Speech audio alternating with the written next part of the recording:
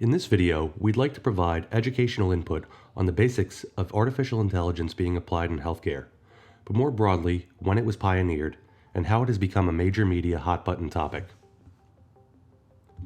The best way to describe the history of AI is to break out AI into two distinct categories, the first being NLP, or natural language processing, and the next being generative AI such as OpenAI or ChatGPT.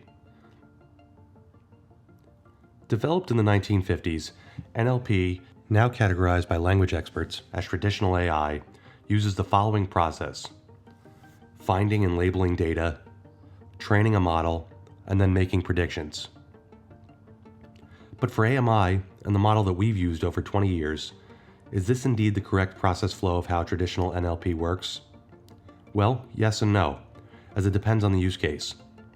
First and foremost, the AMI model currently is a closed model, meaning that the technology and its repositories are neither open source, nor do they use or search the internet like a predictive web browser. For medical coding and auditing use cases, the model is closed and shows up differently, as we will demonstrate here. We look and identify medical terminology, apply language rules in our proprietary IP, we apply an overlay of coding guidelines or payer guidelines, and we tune and train the engine as needed. The predict equation of traditional NLP is taken out of the traditional AI formula for one very vital reason. Events in healthcare are not always predictable. Since there is no answer key in the medical coding paradigm, which answer is correct and can it be predicted? Answer: no. Example: when 4 answers are viewed by subject matter experts as equally correct, which one do you choose? AMI applies training and tuning to mitigate this aspect as it sinks into site or use case specific subject matter expertise. We're going to take a look at a sample medical record here that highlights this issue. Looking at the sample record, we see conflicting documentation related to a diagnosis of a TIA, which makes it unclear which is correct. The record states that there is a possible TIA, which is insufficient to code in an outpatient setting, but it is listed by the physician as a definitive diagnosis as well. So, which is correct? Asking ChatGPT to identify the codes, they do identify the TIA, but one could make the argument that this is not correct since it also states that it is only possible. ChatGPT and generative AI has made quite an impact in all verticals, and as presented will change our lives forever. For the medical coding arena, this is not true.